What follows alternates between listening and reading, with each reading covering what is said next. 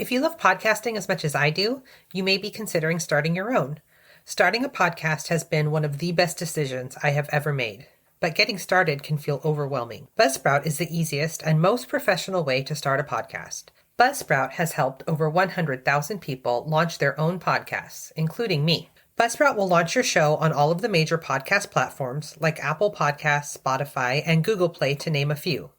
You also get a podcast website, audio players that can be dropped into other websites, and stats of who is listening, and so much more. Buzzsprout also publishes blog posts, podcasts, and YouTube videos every week. They are great tools and have useful information from expert podcasters. To start your own podcast and get a $20 Amazon gift card, follow the link in our show notes. This lets Buzzsprout know that I sent you, and it supports my show. Buzzsprout, the easiest way to start a podcast. Crime, Wine, and Chaos contains adult language and graphic content. Listener discretion is advised. Happy New Year's, Chaos Kids. I'm Naomi. And I'm Amber, and this is Crime, Wine, and Chaos.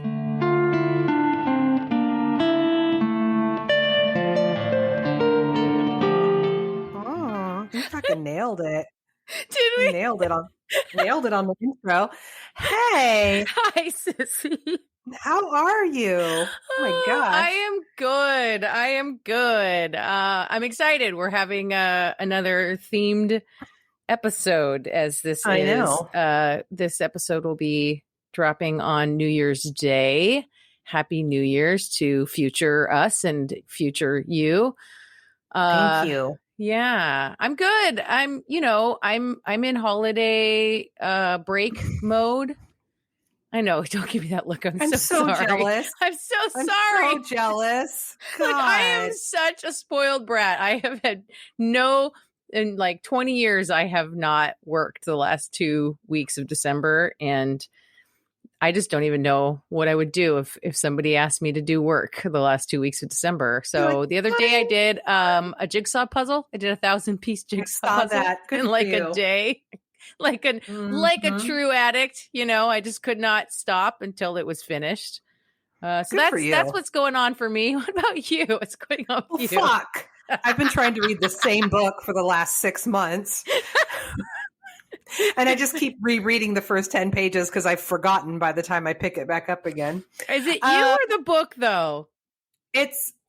Well, who knows? Things are going well. My house is starting to look like a home. Nice. And I did go into the office today for a total of 2 hours, and then it's like snowmageddon in Seattle right now. And I noped right on out of there and worked from home the rest of the day. And let me tell you, I can really get on board with this. What, working from home? Well, yeah. It's funny. In my previous job, I worked from home when COVID hit, and I hated it. You did. You were like losing your mind, but it was a different time. Well, and I think too, because we were never set up to work from home. It was the last minute scramble, and it just was so inefficient. It just stressed me out. But today I started dinner on my 15-minute break. I did the dishes. You know what I mean? I'm like, oh, I do. Oh, I do. As you can tell, I was totally ahead of the game with sending you the invite for the podcast. I'm like, I can fucking do all kinds of things. Mm-hmm. Mm-hmm. Yeah. So, so I can get used to this. So that was good. And, that's all that's new with me. Well, what are you drinking today? Thank you for asking. I took a picture of the bottle so that I wouldn't bring the bottle to the room since we're recording back-to-back episodes. And I was like, well, it's called Synfonia. It has a little music note on it. Oh, that's sweet. Which I know, which I love. It's a red from Portugal. I've had it before. It's very tasty. Excellent. I'm, of course, drinking water per use. For you. There's just never enough water in the world. I do have a water, too, that I filled up. That's in my good. Okay, stay hydrated. Tumbler here. Yeah, stay hydrated. I will. Well, so I have a New Year's crime for you today, sister. Shit. Are you into it? I'm into it. Yeah. Okay. Let's get this going. What happened? What's going on? Well, I just don't understand my space. Okay. Well, get it together, sister. All right. Here we go. We're gonna. Okay. I've got kind of a bummer for you. This is New Year's Eve Massacre, actually. That's what it's called. That's what I'm calling it. Great. Sounds yeah, well, lovely. you know, I saw your Christmas Day Massacre or Christmas Eve Massacre, and so I raised you a New Year's Eve Massacre. So, okay. So it is December 31st, 2017, and the Kologi family is gathered together for the evening to celebrate the ringing in of the new year. The gathering included Linda Kologi and her husband, Stephen, along with three of their four children, Stephen Jr., Brittany, and Scott. I believe Stephen Jr., although in his early 20s, was still living at home. Brittany was 18. She was visiting on holiday break from her first semester away in college. And Scott was still in high school. He was 16. Okay. Also in the home there to hang out and have a good time on New Year's Eve was Adrian Kologi, Stephen Sr.'s dad, and Adrian's longtime partner, Mary Schultz. Although they weren't married, the Kologi children all called Mary Grandma. Oh. Yeah. And also joining the Kologis were Stephen Jr.'s girlfriend and an aunt and uncle, all three of which don't get a lot of mentions in the stories that the different articles that I read on the story. So I don't know a lot about these three, and I don't know how much they were involved in the actual fun times. I'm not really sure. So, okay. Yeah, earlier in the evening, Jonathan Ruiz, who is Linda's oldest son from a previous relationship, he and his girlfriend stopped by the family home for a visit before heading off to their own New Year's Eve party plans in Philadelphia. Jonathan, what? Sorry, so he's like the oldest half brother? Yeah, and I think he was I think he was like 26 at the time, as I read somewhere that he was like 10 years older than Scott, who was 16 at the time. So yeah, he was he was in his mid-20s. He had a girlfriend. He had his own place, and he came by with his girlfriend. Yeah, him and his girlfriend both stopped by. They hung out for a few hours earlier in the day/evening before they went off to go to some party in Philly. And while they were there, but right before they left, actually, Jonathan rode with his mom to Domino's to pick up a special meal for his baby brother, Scott. Although Stephen Sr. was not Jonathan's biological father, Jonathan always considered him a dad. The Kologi family was really tight-knit, and they were known for having a good time together. They would regularly play games, watch movies, take trips to the beach, play basketball in the backyard. Stephen Sr. had grown up in the town that they lived, Long Branch, New Jersey. The family was really active in the community. They often would have barbecues, inviting lots of friends and neighbors. They had, the kind of house where the friends and classmates of the Kologi children would come and hang out. They described it as like the destination for group hangouts. Their home was always open to all their kids' friends. I love that. Mm-hmm. Stephen Sr. and his sons were all active in local baseball, and Stephen Sr. even coached when his sons weren't the ones playing. Like he was super into it. Yeah. So even though the Linda and Stephen Sr. struggled to make ends meet, Stephen was picking up extra work wherever he could. They were loving parents doing the best they could. Stephen was described as the kind of dad that would do anything for his kids. Oh, God. He sounds like a pumpkin. I'm getting attached to Stephen, and I probably shouldn't, right? It's going to not go well. Oh. So what happened right before the clock struck midnight to ring in 2018 was described as, quote, out of the blue. Okay. Linda's youngest son, Scott, 16 at the time, made his way up to his bedroom where he had gotten his hands on his older brother, Stephen Jr.'s AK-47. Oh, shit. Which is a semi-automatic rifle. Mm-hmm. He loaded 2 magazines with a total of 30 bullets. He put on a long black leather jacket, a pair of sunglasses, and popped in some earplugs to protect his ears. Oh, my God. He turned off his bedroom light. and called for his mom to come to his room. Moments later, Linda entered his room and he opened fire on her. Jesus. God. Scott shot his mom 5 to 7 times in the chest and torso. Stephen Sr., hearing these gunshots, ran upstairs to Scott's room, and Scott shot him in the back, killing him as well. What the fuck? Oh my God. Scott slowly and deliberately maneuvered around the lifeless bodies of his loving parents and made his way downstairs to the kitchen. And once there, he fired at Grandma Mary 4 times. Oh, Grandma. Killing her. And then he turned the gun on his sister, Brittany, shooting her 3 times in the chest and head.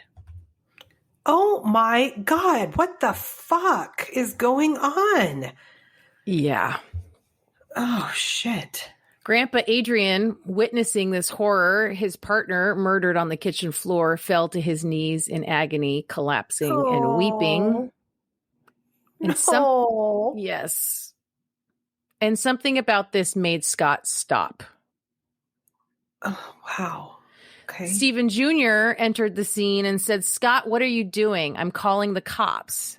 Then he and Grandpa quickly left the house unharmed, along with Stephen Jr.'s girlfriend and the aunt and uncle. At this point, Scott put down the weapon so the police wouldn't shoot him when they arrived, and he walked up to his room. Oh. I couldn't find any accounts of the police response, but it appears he was taken into custody without incident. He was brought into the police station for questioning, and his brother, Stephen Jr., sat in as his guardian. Wow. Wow.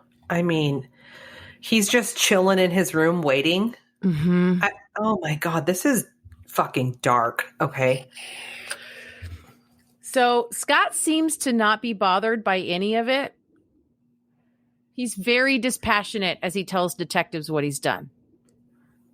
He talks about aiming for their heads after the first few shots when he could see them still moving, stating he doesn't want them to be in any pain, which is this weird. Is like we were talking about This is like the 3rd time we have talked about somebody who said this after they. Yes, it's so weird. It's so fucking weird. What? Quote, when everything was going down, when it was happening, I felt like I was watching it. I felt like I was like further back in my mind. I could still see it and I knew I was doing it, but it just felt like it wasn't me. End quote. Oh, so he's just totally disassociating. Mm-hmm. Wow. This is not good. Later in the interview, he said, quote, "I doubt I'd ever do it again, but I'm not sure." Oh. End quote. Fuck. Wow. Okay. Yeah. So I watched a video clip. There's a video clip going around of some of this interview, and it's really kind of unbelievable. Stephen Jr. is sitting next to his little brother as he describes to police what he has done. Scott has no emotion as he tells the police about murdering his family, while Stephen Jr. sits next to him, visibly devastated and trying so hard to hold it together. So at one point during the interview, the detectives leave the room to escort Scott to the restroom, and Stephen Jr. just breaks down sobbing when he's alone in the interrogation room. His head is in his hands, and then he abruptly jumps up and like throws something across the table. Oh my God. They come back to the room and he's like quickly recomposing himself and pulling himself back together to like sit next to his brother and continue this interrogation as his guardian. Wow, that is quite the brother. Well, and we can't forget that the gun Scott used belonged to Stephen Jr. Oh, he's probably got so much guilt. Can you imagine? No. Nope. I cannot. Okay.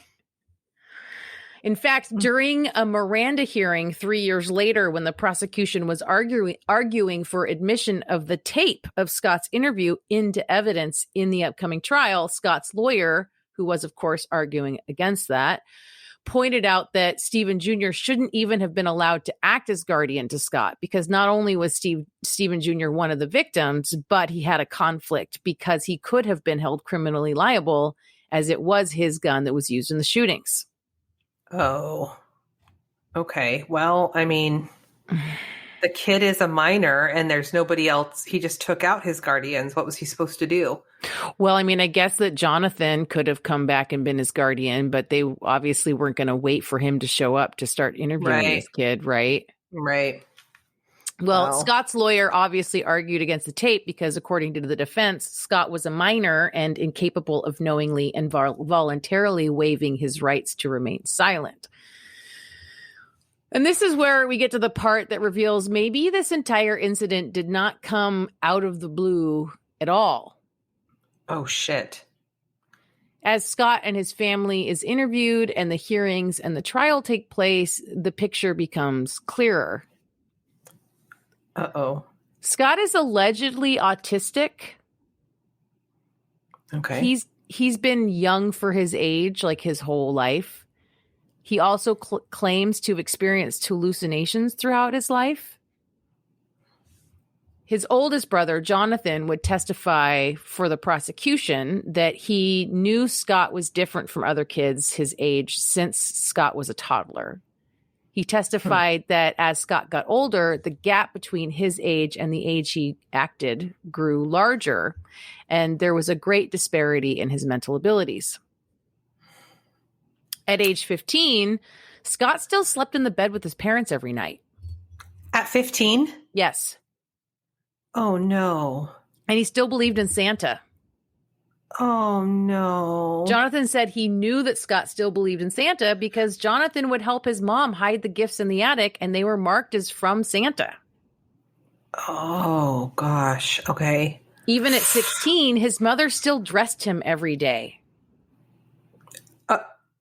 Okay. And made him special meals because he had the palate of a child. You know, like when you go through that phase with your 4-year-old where, you know, they'll only eat chicken nuggets. Uh-huh. Or like when Sebastian would only eat green beans if he could dip them in ketchup, you know? And pretend like they're green French fries. Yeah. Do you remember when Jade stood on her chair at family dinner at Grandma and Papa's house and like protested the meat eating? Vaguely. And stormed off, and we ended up making her a grilled cheese sandwich. Yeah. Yeah. So I guess if this is well known, I mean, God, there was an unlocked firearm in the house with somebody who is a child. Yeah. Okay. That's a problem. Yeah. Mm-hmm. Yeah. When Scott's other grandmother, Stephen Sr.'s mother, testified during his sentencing hearing, she asked the judge to send Scott to a place where he could get help for his mental illness. She said, quote, Scott was a 16-year-old child that recognized that he needed help because of damaging thoughts. He told his mother that he was having bad thoughts about killing people, including family members, end quote. Oh. Uh-oh. And they, okay, you're probably going to tell me. They just thought that, he just had like a active imagination, or they didn't treat them as red flags? Well, so, okay, we'll keep going. Okay. Scott himself told detectives that over the past year, he had gone into his brother's room multiple times to touch and hold the AK-47, and that YouTube taught him how to use it.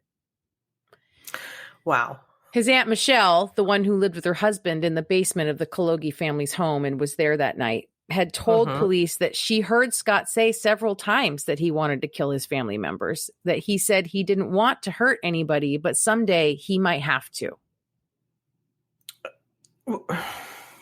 During the trial, it was revealed that Kologi's mother didn't want her son to tell his therapist that he thought about killing people because she was afraid he would be hospitalized. Scott had confided in his mother several times that he felt a desire to shoot his parents or the rest of his family, repeatedly asking her if he could talk to his therapist about his, quote, bad thoughts. And she said no, because they'll take you away from me, and do you really want to go to the loony bin? Oh, man. I've got lots of thoughts, but I'll save it for the end. We're close. Okay. And according to his grandfather, Adrian, in an interview with a local station, he had warned Linda and Stephen Sr. several times that Scott wanted to murder his family. He also said he had seen Scott wandering the neighborhood earlier on, the day of the killings, with the gun. Oh, just walking down the street with a... At some point, I read somewhere in one of the articles I read, Scott told the detectives at one point during the interrogation that he had actually considered going and killing one of his neighbors who had like bullied him or teased him or something, but then he decided to go kill his family instead. It almost sounds like he is so immature mentally that he doesn't understand the permanence of death. Right. Right. You bullied me, so I'm going to get back at you, but right. Killing you? Yes. Okay. Adrian, trying to understand where he's at here mentally. He's all over the place. Adrian, grandpa, also claimed that Scott's brain was messed up by a tumor and nerve damage from his birth. But he's the only one I saw who mentions that. I didn't I didn't go digging up like transcripts of the trial or anything. Huh. Scott even told detectives that he had hallucinations off and on throughout his life. His defense would argue that he had untreated schizophrenia and severe developmental disabilities. Mm-hmm. So the picture that unfolds here seems to be one of a mentally ill boy who was not being properly treated for his illnesses and a family that was struggling to accept just how much help Scott really needed. Despite all of this testimony and evidence, Scott's attorneys were unable to keep him from being tried as an adult of sound mind. Well, that's good. He shouldn't be, in my opinion. No, they were unable to keep that from happening. Oh, fuck. Oh, no. He finally went to trial in February of 2022, this year. And it took the jury less than 5 hours to find him guilty of all charges, including 4 counts of first-degree murder, resulting in a prison sentence of 150 years. Okay, so this fucking pisses me off, and I've seen this before, and I don't know if this was a tactic by the prosecution, but this whole like delaying the trial, because I think jurors have a hard time by the time this defendant is sitting in front of them, they are an adult. Yes, you know what I mean? When he was arrested, he was 16, and when he went to trial, he was 20. He had grown physically. Probably significantly, yes. And then it's hard to really... the facts of the case are just automatically skewed based on that alone. And I imagine that some of this was slowed down because they had, multiple hearings prior to the trial to determine things, right? Like they had the hearing about evidence and his attorneys were trying to argue against using the interview video as evidence because they argued that he was incapable of waiving his Miranda rights because he was a minor and he was not of sound mind. And right. So there was like other things too, but I'm sure there is some tactics in there about, it's not like the trial was to determine whether he did it or not. Right. Everybody knew he did it. He didn't even dispute that he did it.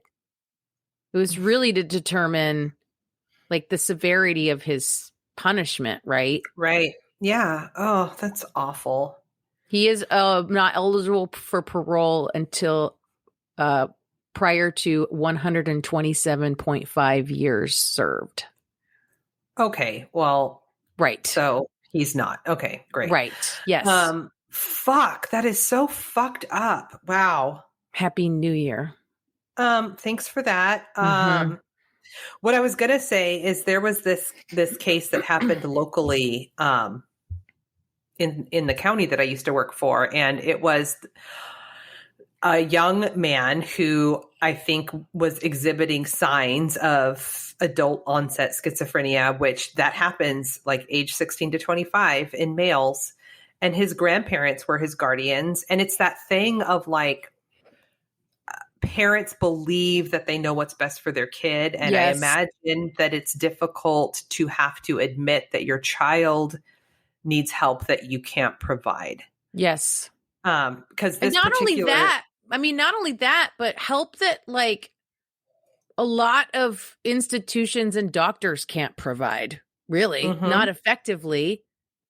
Mhm. We don't have effective treatments for this stuff. No, we don't. And this is Or resources that are readily available to families. Like they would have had to go knocking on so many doctors' doors to find, somebody who could actually do something. I know. Yeah, I know. I mean, I can empathize with the mom saying, as soon as you say that in therapy, everything is going to change. But this particular case that was local, it was the same thing. There was a no contact order issued against the grandparents because this young man had started to become violent because of his mental health. And they were like, no. What he needs is like love and stability and 3 solid meals a day. And so the judge lifted the no contact order and he took a hammer and killed his grandparents. And it's just, I imagine that even with all of Scott's delusions, his parents probably never actually feared him. Right. You know what I mean? Well, I mean, it was her baby boy, right? That's your baby. And he's sleeping in their bed at 15 years Right. old. He still believes in Santa. I know. But also, yes, there God. was a semi-automatic rifle unsecured in their household. Which fucking pisses me off. It's And really, also- really irresponsible. It's so fucking irresponsible. And also being tried as an adult. If you believe in Santa, there's no way you can fucking possibly understand what's happening to you. And if you That's right. don't understand what's happening to you, that is not fucking justice. That's right. If you can't even understand what people are talking about, Right. it pisses me off. Ugh.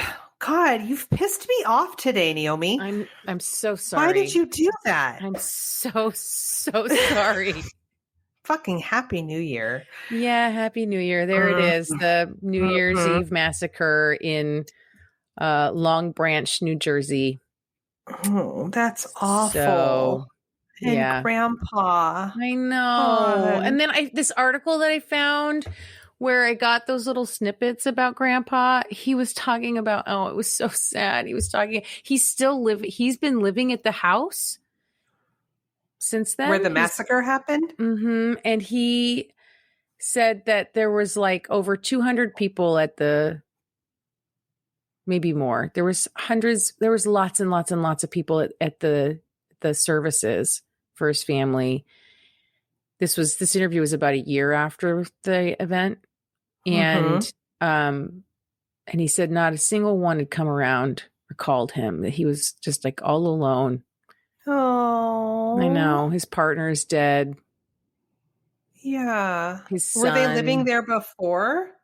I don't know. They weren't. I'm pretty sure they were living, and it's possible that where they were living might have been her house because they weren't married. It might have been one of those situations where I don't know. I don't know the ins and outs of, the logistics there. But no, he had been living with Mary like a town over or something nearby. I wonder what made him decide to live there. I don't know. Would you live in a house where that has happened? God, not on purpose, not knowingly.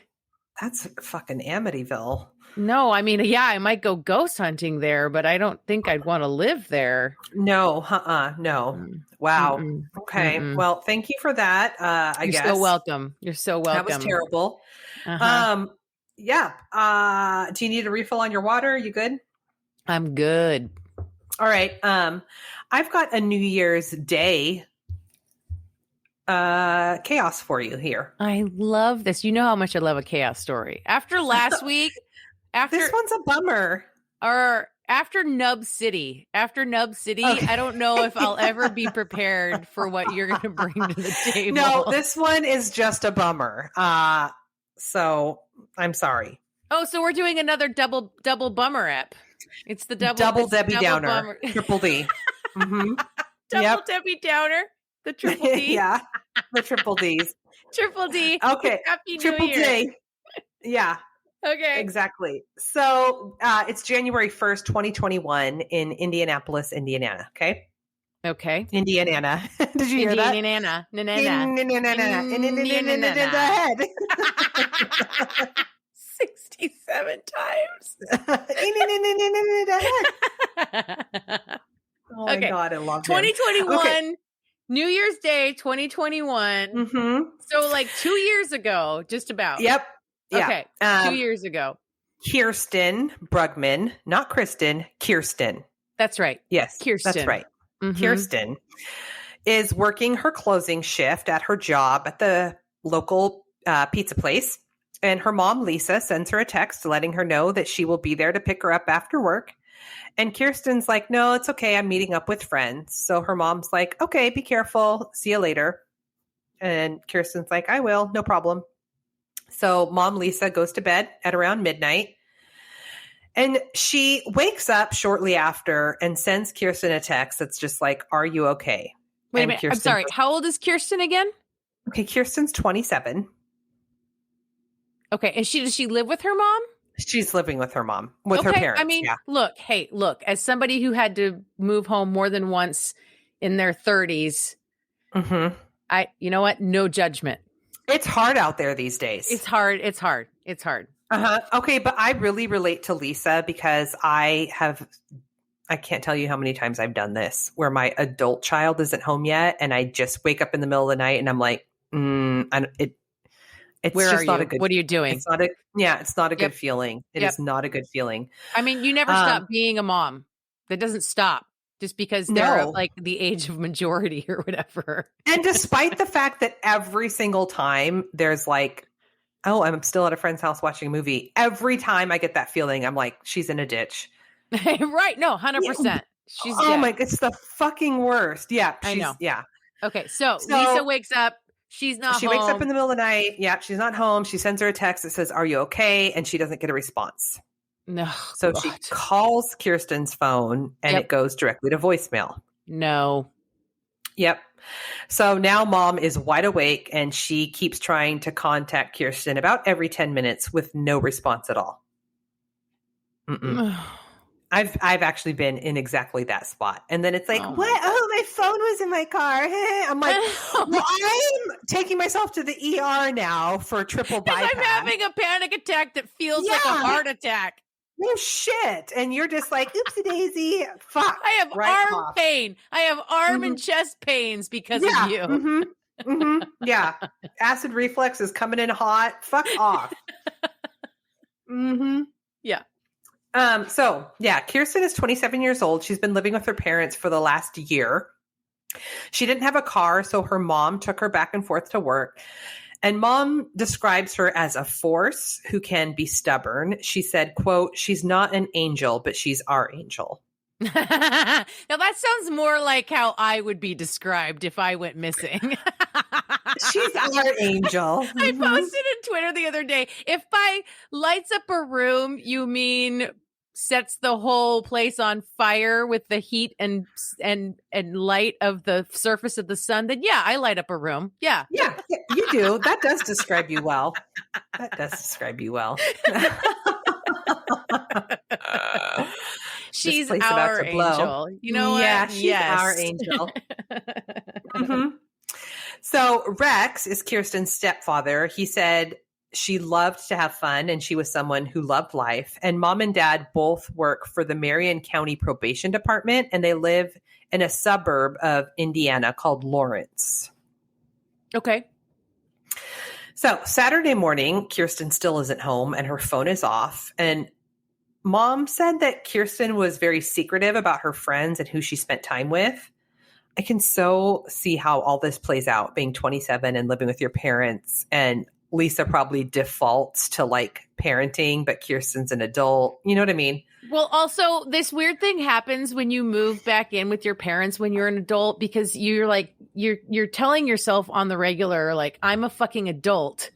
Mm-hmm. But the minute you're back under your parents' roof, it's like, there's this like revert back to teenage thing that happens where it's like all of a sudden I feel like I have to like be secretive again and go right in my diary. I don't know. Like, you weirdly pour yourself a glass of milk with your dinner, which you don't even like. Yeah. Like I was not bringing anyone home. No. When I was an adult living with my parents. That was not happening. No one was coming over. I had no friends as far as they were concerned. I have no friends. Oh my God. Totally. So I totally get it. Yeah, totally. Her parents, though, they did know her ex-boyfriend, Eddie. So they call Eddie, and he said that he was with her the night before. And at around 10:30, he got off work and went and met her and some other friends at the bar. And Eddie was like, oh, I thought that she just went home. He wasn't aware that she had been missing. He said, and Mom's like, no, her phone is off. She's not answering. It's going straight to voicemail, and she's starting to get scared. So, well, how did Eddie think she got home? Oh, we'll get to that. Okay, because she doesn't drive, or she doesn't have a car. She doesn't drive. Nope. Okay. So when Eddie hears about this, he goes out and starts retracing steps that she would have taken the night before, and he asks anyone who knows her if they've seen her. So at close to noon the next day, Eddie gets back to Lisa and says that he asked around and looked everywhere and he couldn't find her. Okay, so this is still like the day after, the morning, like noon of the day after she went missing. So this is like January 2nd. Okay. Correct. So at around 3:30, Lisa calls the pizza place where Kirsten works because she was scheduled to work that afternoon. And the manager says that Kirsten did a no-call, no-show, which is very unlike her. Well, and yeah, I mean, of course she did a no-call, no-show. She's not going to like not all of a sudden just be at work. I mean, I understand the impetus of like calling to see maybe she just went to work. Like you want it to just be that's the answer. But no, of course she's not at work. Yeah. So Kirsten also had a dog named Tifa that she was like obsessed with. And the parents knew that she would absolutely not leave her dog and not come home and feed and walk her dog. Right. So then on Sunday morning, January 3rd, at about 5 a.m., Lisa calls the police to make a missing persons report. And the police take the information down and they tell Lisa that the case would be assigned to a detective the following day, which was Monday. What? Well, because they've got the weekends off. I don't know. God. Fucking ACAB. Okay, keep going. Still happening in 2021. Of course it is. Of course it is. So Rex and Lisa, they're like, fuck that. And so they hit the streets and they start looking for Kirsten themselves. Yeah. And then, I mean, that's what I would do. Yeah. Oh my God. Losing my goddamn mind. Also, this is why, like, I know my daughter hates this, but like the share your location is real handy. Okay, look, you and I have shared our location. Sissy Rissa has shared her location with us. I've also shared mine with Jake. Share your location is brilliant in this. Yes. Also, I still have been meaning to do an if I go missing file. Like that is on my list. It's literally on my like long-term to-do list. I know. I have a partial one, so if I go missing, it's going to be like a choose your own little bit of information. Like, great. That's so Amber. It's probably on her calendar to get that done.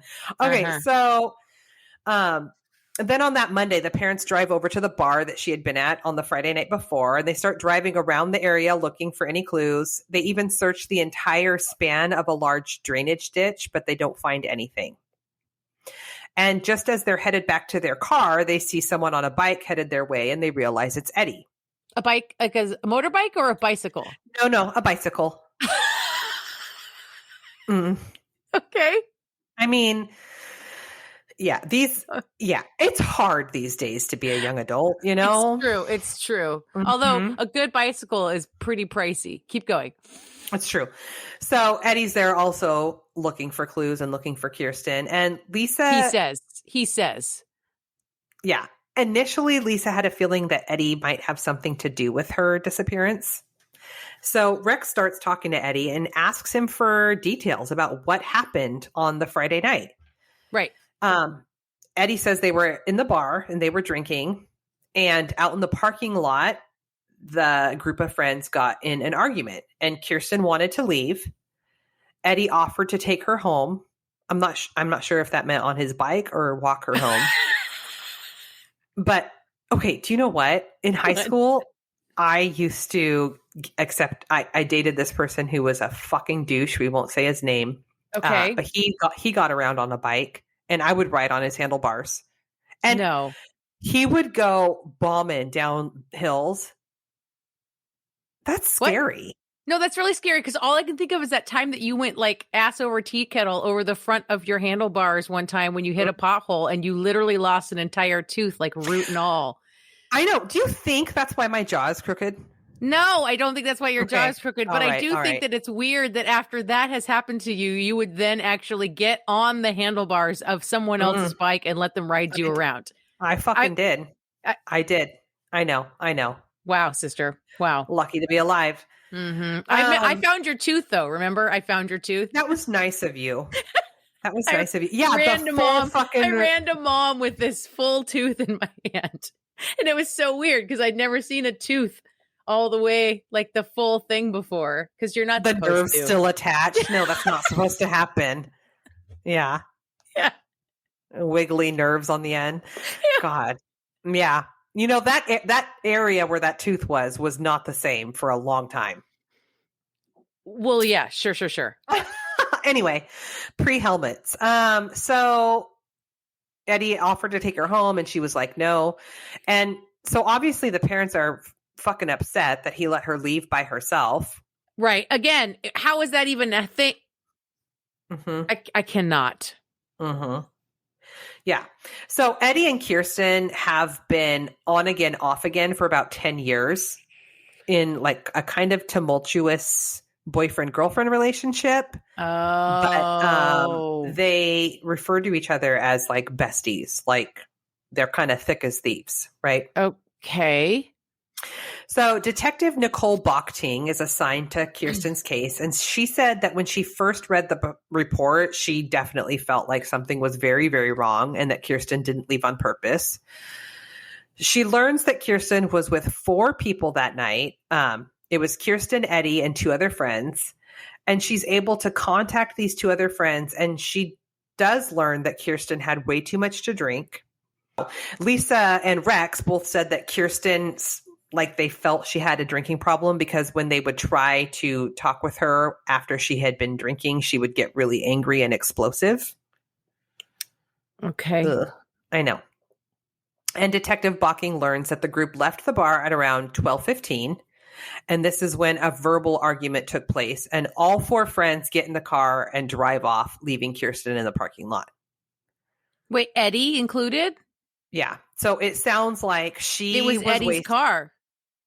I don't know if it was Eddie's car, but she was wasted, and it sounded like she was like doing her thing where she had too much to drink and she was being a dick. And so they all got in the car and left her there. I know. No. I know. Eddie would later say that he assumed that Kirsten either called an Uber or called her mom. I mean, I just... No. Mm-hmm. So Detective Bochting is able to get 3 separate videos of CCTV footage, and it shows Kirsten having the verbal argument in the parking lot and then the car driving away, which matched the story. And then it shows Kirsten walking off. And the next video shows Kirsten walking down Short Ridge Road around 12:40. And the last video shows her walking in the YMCA parking lot at 1:59 a.m. That's like a long time. That's a long time. That's almost 2 hours from the time they like went out to the parking lot and got into it. Yeah. Where was she? Where was she? I don't know. But you can tell in the video that she's very intoxicated. Well, how far away is the YMCA from the bar? I feel like it's very close to the bar, but I don't know how far away her house is from the bar. Right. But I don't know what she was doing. It wouldn't have taken her like an hour and a half or hour and 45 minutes to walk to the YMCA from the bar. No. Weird. Yeah. Like maybe she was so drunk. She literally just like sat down somewhere for a while. She might have. At one of the things in the CCTV is you see her like kind of bending down and picking things up off the ground in the parking lot. It's almost like she's just meandering around for a little bit. Okay. Yeah. So then you see her walking along a fence line in the YMCA parking lot, but then there's a glitch in the camera and it jumps ahead to a half an hour and Kirsten is gone. Great. Yep. Why is I swear to God, every time they're using CCTV for exactly what CCTV is for, it malfunctions.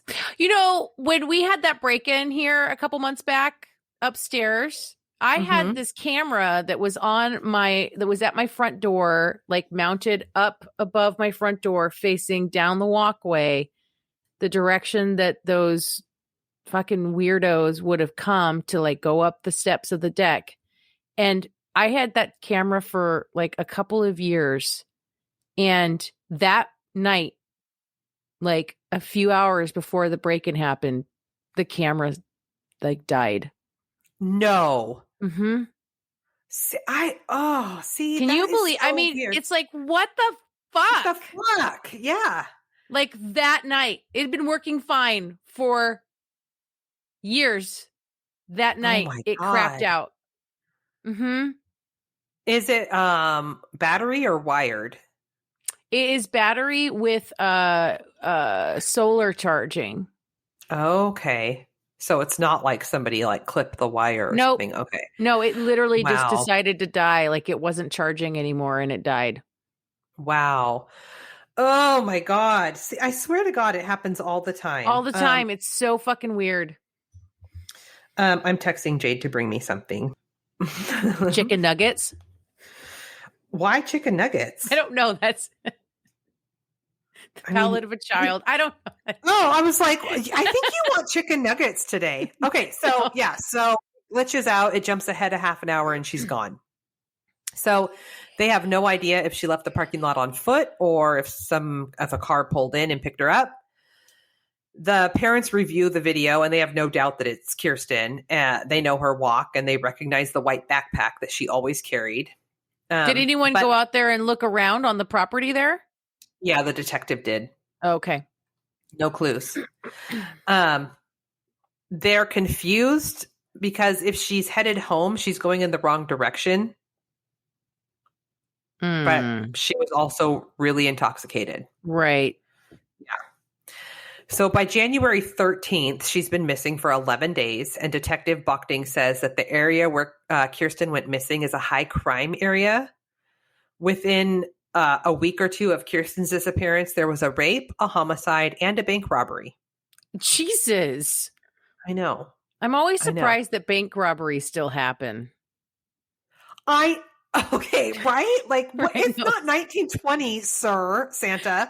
What the fuck? Right? I mean, you're being recorded everywhere. Yeah, like every angle from the parking lot all the way to the cashier, like your smile, you are on candid camera. What are you doing? Or like when people steal somebody else's debit card after a crime and go to the ATM. Like, right? We can see you.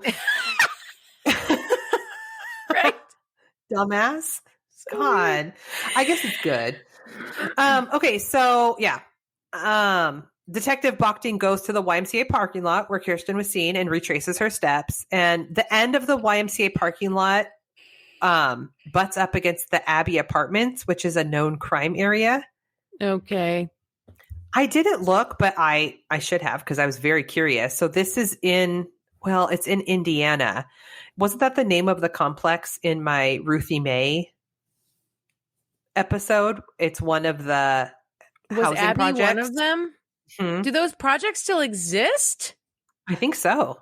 I don't know. I feel like all of those projects that they built during that time period when those were all going up in big cities, like because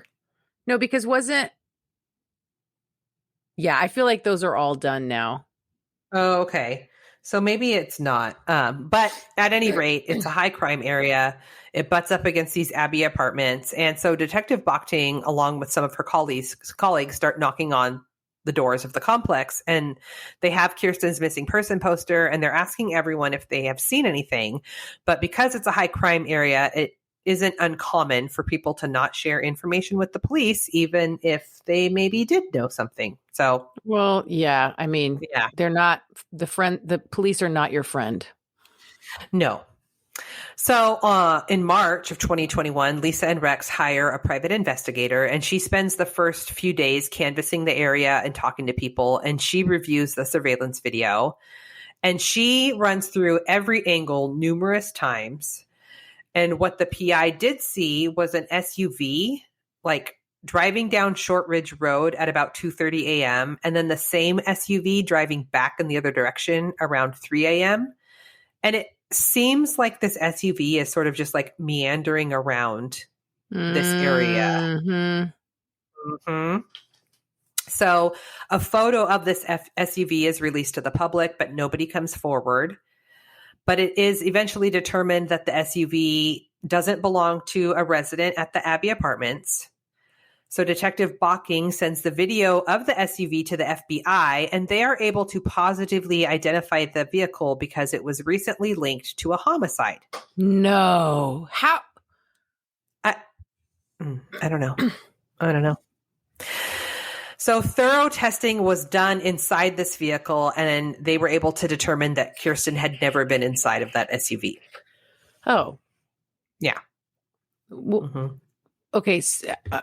Okay. So there's just another like murderer rolling around in an SUV on the same street the same night as Kirsten is wandering drunk, and it's not the car that picks her up and brings her demise. Okay. Okay. But also in the same week, there was a rape and a homicide and a bank robbery. And a bank robbery. There, so, okay. I mean, what are we actually doing? Yeah. It's the Wild West. Okay. It is. So in March of 2022, a lead comes in out of Franklin, Indiana at a bar.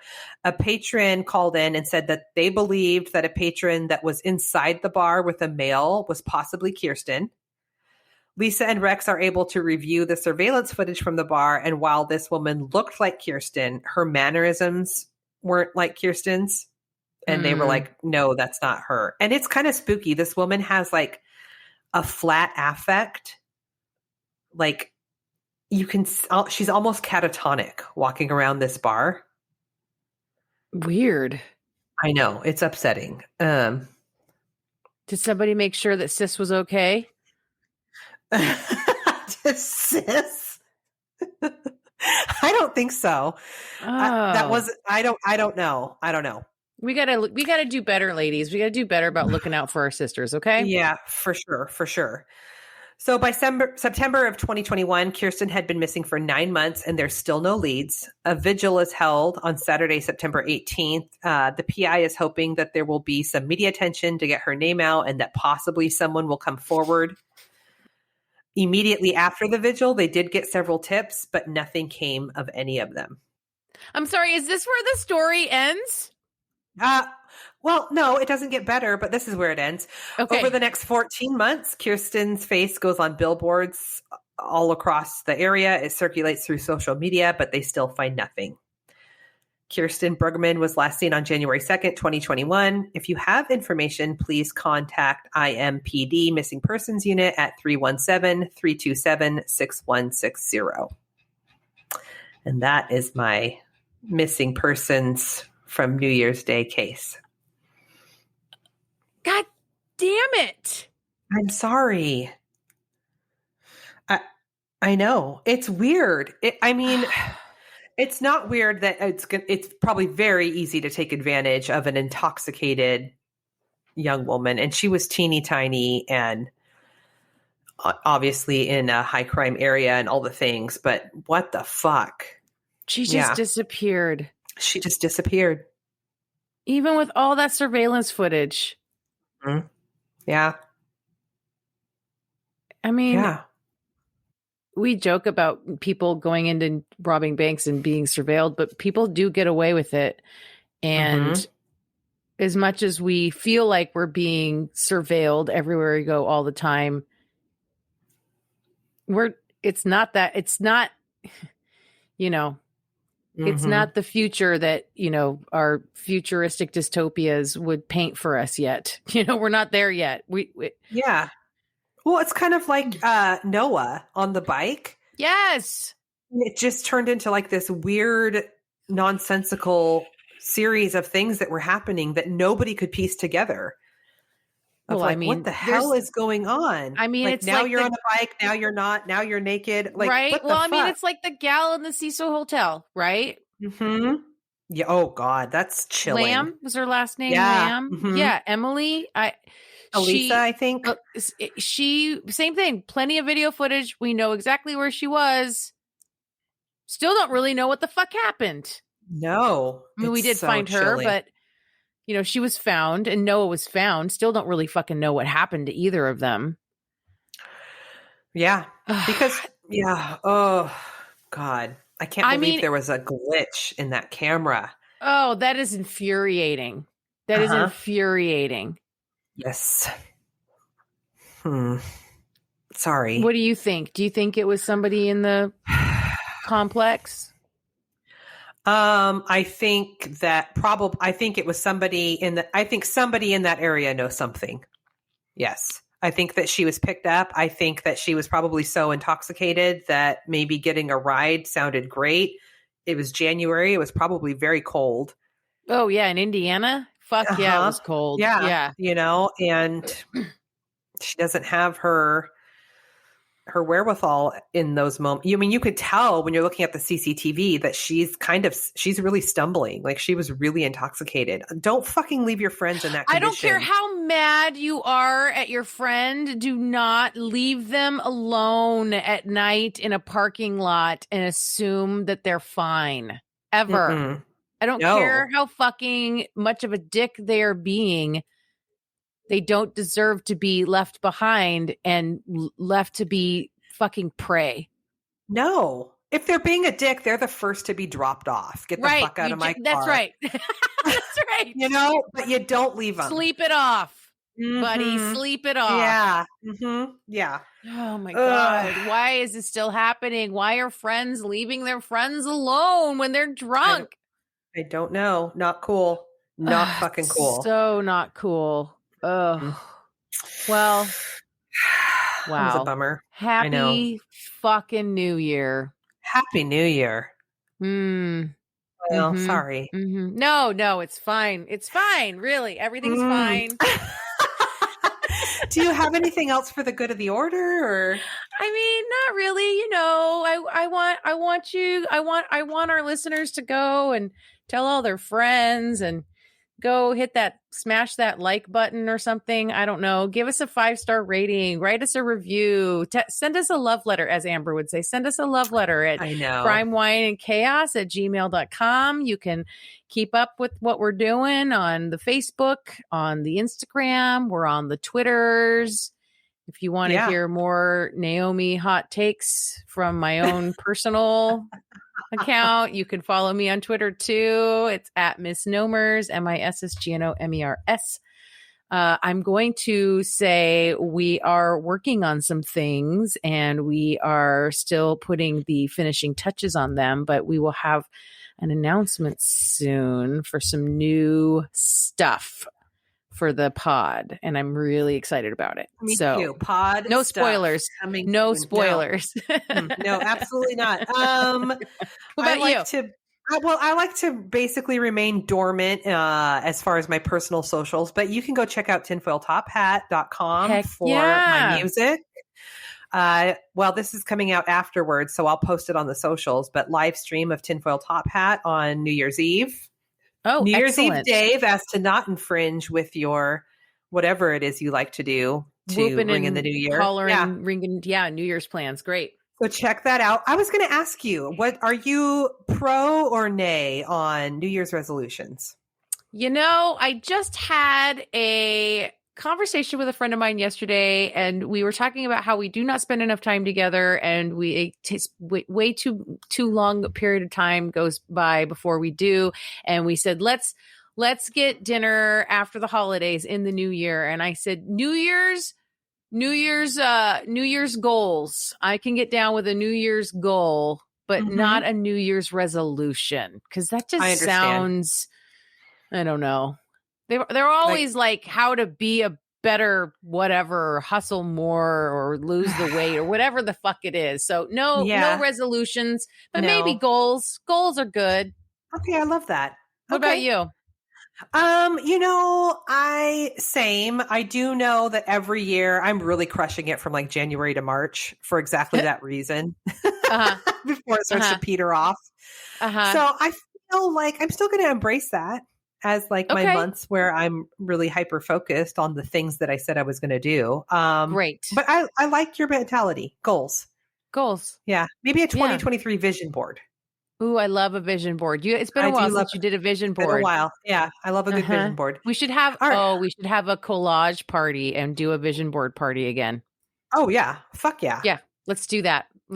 All right. Well, all right. Sissy, yes, I love a glue stick. Sissy, thank you for the big bummer and for spending time with me today. I appreciate you and I love you. Yeah, and this was fucking chaotic. Bye. Goodbye. Bye. Bye. Thank you for tuning in to this episode of Crime, Wine, and Chaos. The podcast art was done by Joshua M. Davis. Music by Paul Abner. You can find us on Facebook at Crime, Wine, and Chaos, on Instagram at Crime, Wine, and Chaos Pod, or check out our website at crimewineandchaos.com. Cheers.